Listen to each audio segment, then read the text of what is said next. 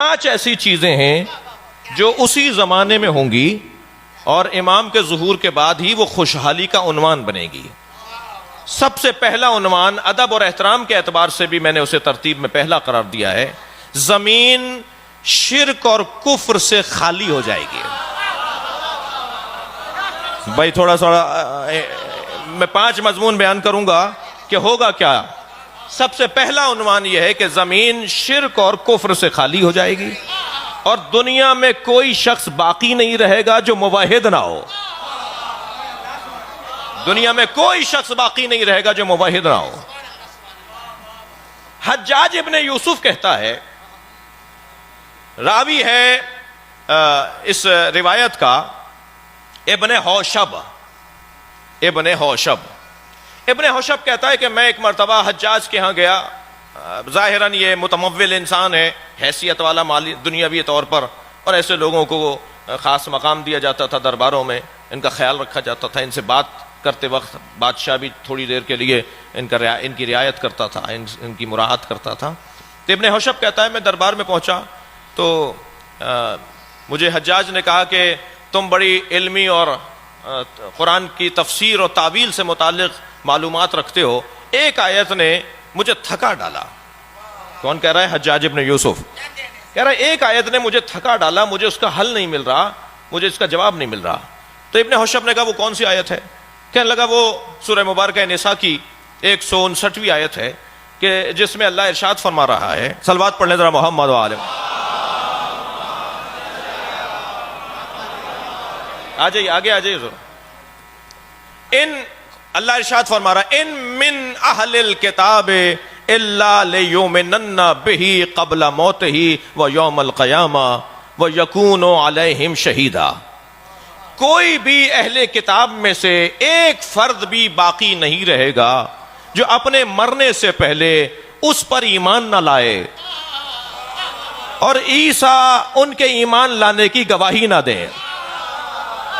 توجہ چاہوں گا عزیزان کرام. وہ کہتا ہے کہ مجھے اس آیت نے مار ڈالا، میں پریشان ہوں.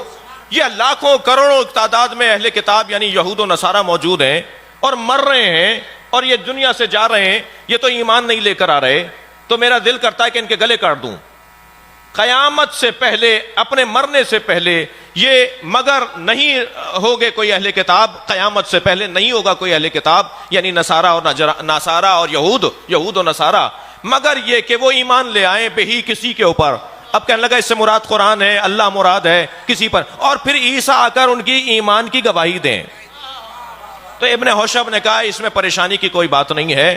یہ آیہ کریمہ آخری زمانے میں ظاہر ہونے والے مہدی کے بارے میں ہے اور یہود و نصارہ سب امام مہدی پر ایمان لے کر آئیں گے اور حضرت عیسیٰ ان کے ایمان کی گواہی دیں گے. دنیا میں کوئی غیر موحد نہیں رہے گا، دنیا میں کوئی مشرک نہیں رہے گا. تو ایک مرتبہ بیٹھا ہوا تھا، ذرا سنبھل کر بیٹھا اور کہنے لگا ابن حوشب یہ کہاں سے لے کر آئے ہو بات؟ یہ نئی بات کہاں سے لے کر آئے ہو کہ آخری زمانے میں مہدی پر عیسائی بھی اور یہودی بھی سب ایمان لے آئیں گے اور ان کے ایمان کی گواہی حضرت عیسیٰ دیں گے؟ یہ کہاں سے لائے ہو بات؟ اس آیت کی تفسیر کہاں سے لے کر آئے ہو؟ کہنے لگے کہ میں علی ابن محمد سے سن کر آ رہا ہوں، یعنی امام زین العابدین سے. تو بے ساختہ کہنے لگا تم نے میٹھے چشمے سے پانی پیا ہے. تم سچ کہہ رہے ہو کہ یہ آیت اس کے علاوہ کوئی اور حل نہیں ہے اس کا، کہ یہود و نصارہ میں کوئی شخص نہیں ہوگا قیامت سے پہلے جو اس پر ایمان نہ لائے. یعنی ساری یہ دنیا، پہلا نتیجہ خوشحالی کا، ساری یہ کائنات موحد ہو جائے گی، کوئی مشرک نہیں رہے گا. اب اس منظر کے لیے امام جعفر صادق نے کیا فرمایا؟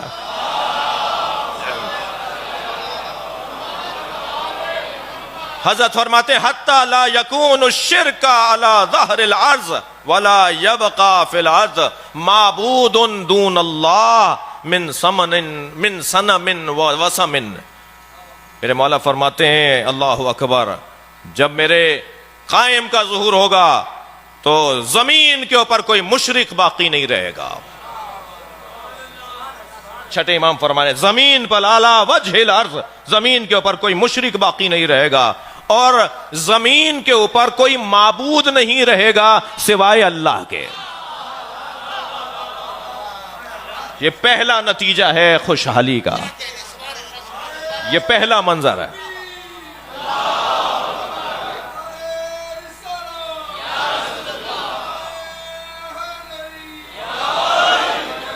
توجہ ہے؟ اللہم صل علی محمد۔ کوئی زمین پر مشرک اور کافر، سب موحد ہوں گے۔ اور پھر بے ساختہ ابن حوشب نے کہا حجاج ابن یوسف کو جواب دیتے ہوئے کہ یہ جو قرآن نے کہا ہے نا لِیُظْهِرَهُ عَلَى الدِّینِ كُلِّهِ، نبی کا دین تمام ادیان پر غالب آ جائے گا، یہ وہی منظر ہوگا جب مہدی ظہور کریں گے اور دنیا کا ہر عیسائی اور یہودی سب ان کی بیعت کرے گا۔ جی اسی مرحلے پہ ایک جملہ اور کہتا ہوا گزروں کہ جو ظہور کا انتظار کرنے والے ہیں نا جی، ان کی قسمت ہی کچھ اور ہے، اس لیے کہ جو آج ہم کہہ رہے ہیں کل سب کہیں گے۔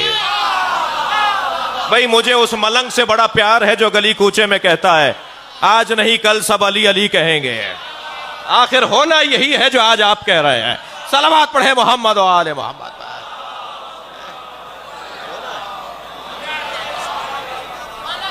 پہلا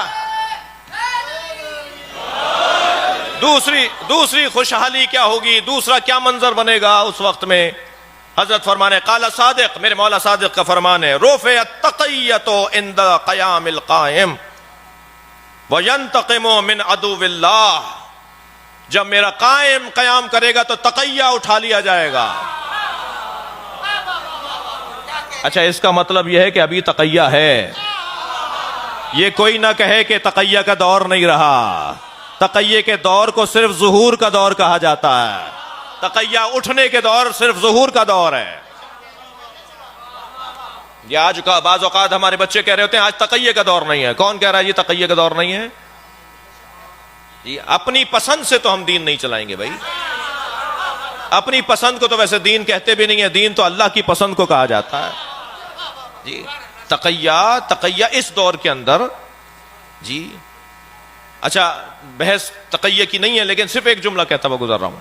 تقیہ اہل دقت بیٹھے ہیں، اہل ادب بیٹھے ہوئے ہیں، الفاظ پر غور اور توجہ دینے والے تشریف فرما ہے جی۔ تقیہ استعداد مخاطب کا موضوع نہیں ہے کہ میں ڈر رہا ہوں اس لیے نہیں بول رہا، موضوع ہی نہیں ہے مخاطب کا۔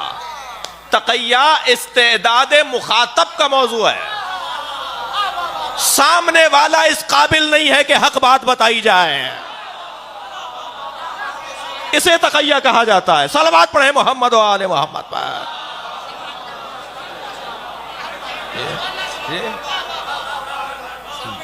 میرے ڈرنے کا موضوع نہیں ہے، وہ قابل نہیں ہے کہ میں اسے یہ بات بتاؤں۔ اللہ اکبر۔ عزیزان گرامی، لہذا اگر آج کبھی ہم یہ بیان دیں، اور ہمارا بیان کیا ہے، ہم ہیں کون بھائی؟ میں اپنی بات کروں، میں ہوں کون؟ ہم اگر کوئی بات کریں گے تو یہ آیت ہونی چاہیے، یہ حدیث ہونی چاہیے، یا آیت و حدیث کی روشنی میں فتویٰ ہونا چاہیے۔ فتویٰ ہوتا ہی حدیث اور آیت کی روشنی میں ہے، فتویٰ جیب سے تو کوئی نہیں دیتا، فتویٰ جیب میں رکھی ہوئی چیز کو تو نہیں کہتے، فتویٰ تو استنباط کو کہتے ہیں، تحقیق کو کہتے ہیں، اجتہاد کو کہتے ہیں جی۔ نام لے کر فلاں فلاں فلاں فلاں فلاں فلاں فلاں نام لے کر کسی بھی دشمن اہل بیت جس کا نتیجہ فساد بنے، وہ شرعاً جائز نہیں کہہ رہے ہمارے علماء، اور وہ تو بیٹھے ہوئے ہیں ہزاروں فصیلوں کے اندر سینکڑوں محافظوں کے ساتھ، ان کا مسئلہ ہی نہیں ہے۔ مسئلہ تو اس کا ہے جو 2000 گھروں میں ایک آدمی علم لگائے بیٹھا ہے، اسے کون بچائے گا؟ اس کے لیے کون نظام دے گا؟ اس کی زندگی کا کون دستور مرتب کرے گا؟ یہ انہیں اپنا مسئلہ نہیں ہے جی۔ ہمارے یہ سارے بزرگ جو ہیں ہزاروں اور ایک سسٹم کے تحت محافظین کے ساتھ رہتے ہیں، ان کا مسئلہ نہیں ہے، مسئلہ اس بچے کا ہے، اس جوان کا ہے، اس نوکری کرنے والے کا ہے، اس ادارے میں کام کرنے والے کا ہے۔ میرے پاس تینوں بزرگوں کے فتوے موجود ہیں۔ حضرت آیت اللہ سیستانی نے تو بہت ہی واضح اور روشن طور پہ کہہ دیا بڑا اچھا جملہ انہوں نے کہا ہے جو میرے مضمون میں بھی ہے. وہ فرماتے ہیں کہ دو نام ان سے پوچھے گئے کہ ایک بی بی کا نام پوچھا گیا، ایک خاتون کا جو نبی سے وابستہ ہیں، اور ایک پہلے 3 شخصیات میں ایک کا نام لے کے پوچھا گیا کہ ان کے بارے میں علنی نام لے کر کوئی بات کہنا کیسا ہے. تو انہوں نے جواب دیا کہ 2 حرام ہے. آیت اللہ سیستانی کا فتویٰ، حرام ہے نام لے کر. مجھے تو سمجھ میں بعض اوقات نہیں آتا کہ اگر ہم کہہ رہے ہیں کہ حرام ہے نام لے کر تبرہ کرنا، تو یہ کس نے کہہ دیا کہ انہیں آئیڈیل مان لو؟ شہنشاہ حسین نقوی نے یہ کہاں کہہ دیا کہ یہ آج کے بعد ہمارے مرشد ہو گئے؟ ہمارے مرشد پیر نہیں ہے. یہ ایک علیحدہ موضوع ہے. کہنے لگا جی آپ نے کہا ہے، اس کا مطلب ہے انہیں بڑا. یہ کس نے کہا ہے؟ یہ نتیجہ کہاں سے نکل رہا ہے؟ اگر ہم کسی فتوے کو بیان کر رہے ہیں تو یہ نتیجہ کہاں نکل رہا ہے کہ ہم نے انہیں اپنا بڑا مان لیا؟ بڑا علی ہے بس. ہمارے نزدیک اگر کوئی وجود ہے قابل پیروی تو مولا کائنات کی ذات ہے. ہم علی کے سامنے ہر آنے والے کو باطل مانتے ہیں. مسئلہ کچھ اور بیان ہو رہا ہے جی.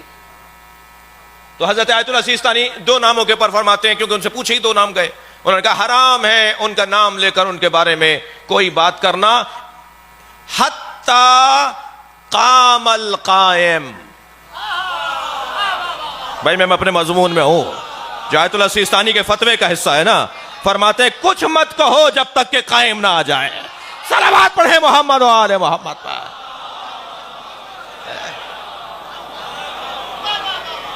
اس سے بلند اور بہتر صلوات ہدیہ کریں گے.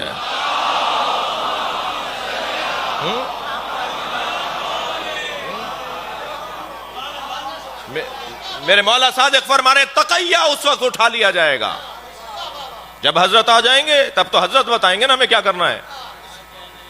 اور بہت واضح ہے کہ ہمیں حضرت کیا بتائیں گے. بہت واضح ہے اس باب میں، جس باب میں عرض کر رہا ہوں. تقیہ اٹھ جائے گا. وہ بات جو آج ہم نہیں کر پا رہے جی وہ ہم کریں گے.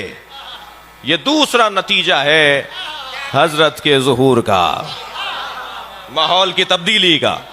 آج گھٹے ہوئے ہیں نا، آج گھٹے ہوئے ہیں بہت سارے ماحول میں. ہم گھٹے ہوئے ماحول میں ہیں. وہ گھٹے ہوئے خوشحالی تو گھٹے ہوئے ماحول کو نہیں کہتے، گھٹن سے نکلنے کو خوشحالی کہتے ہیں نا. جب حضرت آئیں گے تو گھٹن سے نکل جائیں گے. یہ دوسرا نتیجہ ہے.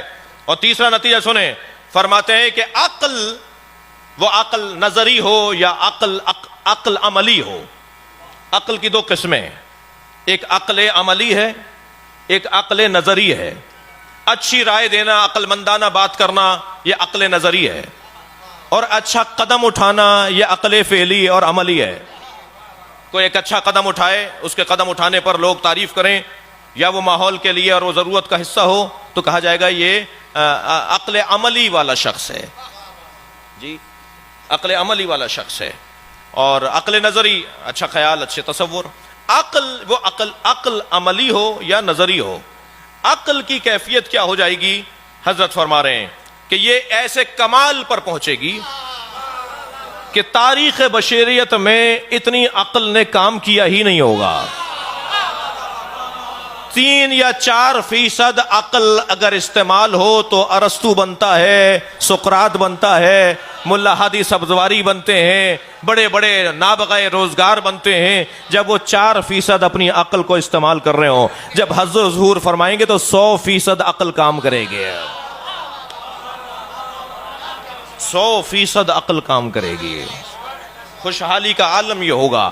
اب وہ حدیث کا جملہ دیکھیں جو امام فرما رہے ہیں. فرماتے ہیں اذا قام قائمنا اذهب الله عن شيعتنا الآهة وجعل قلوبهم كدبر الحديد وجعل قوة الرجل منهم قوة 40 رجلا ويكونون حكام عرض. جب ہمارا قیام کرے گا تو ہمارے شیعوں میں 4 صفتیں ایجاد ہو جائیں گی. چاہ رہے ہیں یہ بات کروں میں؟ جب حضرت ظہور فرمائیں گے، سرکار فرما رہے ہیں ہمارے شیعوں میں پھر 4 صفتیں ایجاد ہو جائیں گی. سب سے پہلی صفت ہمارے شیعوں میں یہ ایجاد ہوگی کہ ہمارے شیعوں میں کوئی غیر عاقل نہیں رہے گا. کوئی نہیں رہے گا جس کی عقل کام نہ کرتی ہو، جو عقل مند نہ ہو، جو ذہین نہ ہو، جو ہوشیار نہ ہو. سب سے پہلی صفت ہمارے شیعوں میں یہ آئے گی. فرماتے ہیں وَجَعَلَ قُلُوبَهُمْ كَدُبُرِ الْحَدِيدِ. اور دوسری صفت ہمارے شیعوں میں یہ آئے گی کہ ان کے جو دل ہیں نا وہ لوہے کی طرح سخت ہو جائیں گے, کسی سے ڈریں گے نہیں. جرت پیدا ہو جائے گی ان کے اندر ایک خاص توانائی ایجاد ہو جائے گی. وَجَعَلَ قُوَّةَ الرَّجُلِ مِنْهُمْ قُوَّةَ 40 رِجَالًا. 40 مردوں والی طاقت ایک مرد میں آ جائے گی. خوشحالی دیکھ رہے ہیں نا آپ جی. 40 انسانوں والی توانائی, 40 انسانوں والی قوت ایک شخص میں آ جائے گی. وَيَكُونُونَ حُكَّامُ الْأَرْضِ. اور یہ ہمارے شیعہ پوری زمین پر حکومت کریں گے. ساری زمین ان کی ہوگی, پھر یہ پوری زمین پر حکومت کریں گے. یہ تیسرا نتیجہ ہے اس خوشحالی کا, یہ تیسرا منظر ہے اس خوشحالی کا. چوتھا سنیں گے عزیزان گرامی, صنعت اور ٹیکنالوجی اور جدت اپنا ماضی بھلا بیٹھے گی. اتنی جدت ہو جائے گی کہ حضرت فرما رہے ہیں, اب حضرت کے جملے میں سنا دیتا ہوں, حضرت کیا فرما رہے ہیں. حضرت فرما رہے ہیں اِنَّا قَائِمَنَا اِذَا قَامَ. جب ہمارا قائم قیام کرے گا, آئے گا, مَدَّ اللَّهُ شِیَتَنَا. اللہ ہمارے شیعوں کو وہ توانائی عطا کرے گا. فی اسمائہم, ان کی سماعت میں, فی ابصارہم, ان کی آنکھوں میں, ان کی آنکھوں میں وہ توانائی عطا کرے گا. حتی لا یکون بینہم و بین القائم. یہاں تک کہ ان کے اور قائم کے درمیان کوئی نہیں ہوگا واسطہ بننے والا, مگر وہ دنیا کے اس کونے میں بیٹھے ہوئے قائم کو دیکھ رہے ہوں گے, اور قائم جب ان سے بات کرے گا تو قائم کی بات کو وہ سنیں گے. صلوات پڑھیں محمد و آل محمد. جی جی. حضرت فرماتے ہیں شہر اتنے وسیع ہو جائیں گے کہ نماز جمعہ میں شرکت کرنے کے لیے تیز رفتار گاڑیاں بھی کند پڑ جائیں گی.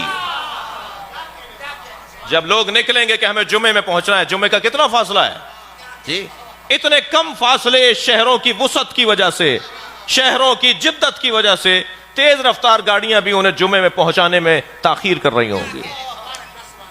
فرمایا زمین کا کوئی ارض سہلا نہیں ہوگا. ارض صخرہ ہوتا ہے پکی زمین, کچی زمین کو ارض سہلا کہتے ہیں. صخرہ والی زمین یعنی جس پہ پتھر لگا ہوا ہے, پکی زمین, اور سہلا یعنی کچی زمین. فرما رہے کوئی زمین ارض سہلا نہیں ہوگی دنیا کے اندر کہ جہاں ہریالی نہ ہو. کثرت سے بارشیں برسیں گی. صلوات پڑھیں محمد و آل محمد. جی, کثرت سے بارشیں برسیں گی. کوئی زمین مردہ نہیں رہے گی, کوئی زمین بنجر نہیں رہے گی. ہریالی اور سبزہ ہر جگہ پر دکھائی دے گا. حضرت فرما رہے ہیں کہ لوگ دشواریوں سے نجات پا جائیں گے, لوگ آسانیوں میں زندگی گزاریں گے, اور کیفیت یہ ہوگی کہ خوشحالی ان پر حاکم ہوگی. کوئی بیمار اپنی بیماری کو رفع کرنے کے لیے دوا کا محتاج نہیں ہوگا, بلکہ صورت قائم کی دیدار کا محتاج ہوگا.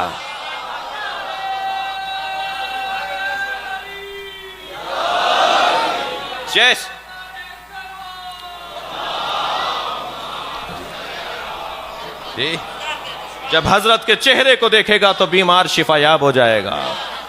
کوئی بیمار نہیں رہے گا جو شفا یاب نہ ہو. فرماتے ہیں کہ کوئی لا علاج مرض باقی نہیں رہے گا, حتی لا ولد لوگوں کو اولادیں ہوں گی جنہیں ڈاکٹروں نے جواب دے دیا جو بانجھ ہیں, جو اس قابل نہیں ہے کہ ان کے اولادیں ہوں. جب ظہور ہوگا تو لا ولد صاحب اولاد ہو جائیں گے. اس کے بعد فرماتے ہیں میرے مولا کوئی حاجت مند نہیں ملے گا جس کو تم اس کی حاجت روائی کے لیے کچھ دے سکو. لوگ صدقہ لے کر فقیروں کو ڈھونڈیں گے, اور جسے فقیر سمجھ کے دیں گے وہ کہے گا میں خود صدقہ لے کر فقیر ڈھونڈ رہا ہوں. زکوٰۃ کے اور اموال کے ڈھیر لگ جائیں گے, کوئی لینے والا نہیں ہوگا, دینے والے ہوں گے, لینے والا کوئی نہیں ہوگا. یہ خوشحالی کا زمانہ ہوگا. فرماتے ہیں بوڑھے جوان ہو جائیں گے, جوانوں کی توانائیوں میں اضافہ ہو جائے گا, ضعف اور کمزوریاں برطرف ہو جائیں گی, اور فرماتے ہیں کہ بد شکل خوبصورت اور حسین ہو جائے گا. اللہ اکبر. یہ ساری احادیث سنا رہا ہوں میں آپ کو. بد شکل خوبصورت اور حسین ہو جائے گا. فرماتے ہیں کہ وہ وقت ایسا ہوگا کہ جب زمین کے اوپر کوئی جاہل نہیں رہے گا. ہر شخص عالم ہوگا. اور معصوم کی حدیث سے جو استفادہ کر رہا ہوں, کوئی شخص زمین پر جاہل نہیں رہے گا. فرمایا جیسے ہمارے خاص شاگرد آج دکھائی دیتے ہیں ایسے ہمارے عام لوگ ہو جائیں گے. اب یہ میرا استنباط ہے, جیسے آج مجتہد نظر آتے ہیں کل سارے مجتہد ہو جائیں گے. اللہ اکبر. میں آج مجتہد ہونے کی دعوت نہیں دے رہا, یعنی اس معنی میں کہ جی کہ میں تو خود جانتا ہوں, اور مشکل یہ ہے کہ جو نہیں جانتا وہ جانتا ہے, تو وہ والی بات نہیں. لیکن جب حضرت ظہور فرمائیں گے تو کوئی شخص جاہل نہیں رہے گا. اس درجے پر اس کا علم آ جائے گا جس درجے پر امام کے خاص اصحاب کا علم ائمہ کے زمانے میں تھا. اللہ اکبر. خوشحالی ہی خوشحالی. کوئی شخص پریشان نظر نہیں آئے گا. اور وہ وقت ہوگا کہ جب اگر کوئی ذکر باقی رہے گا وہ ذکر مصائب حسین ہے. میں اپنے الفاظ میں کہہ رہا ہوں کہ پھر یہ الجھنیں نہیں ہوں گی کہ وہاں مجلس مت کرو, مائک نہیں لگاؤ, فلاں پرمٹ لو, فلاں اجازت لو, فلاں سے پوچھو گے تو تمہیں مجلس کرنے دیں گے.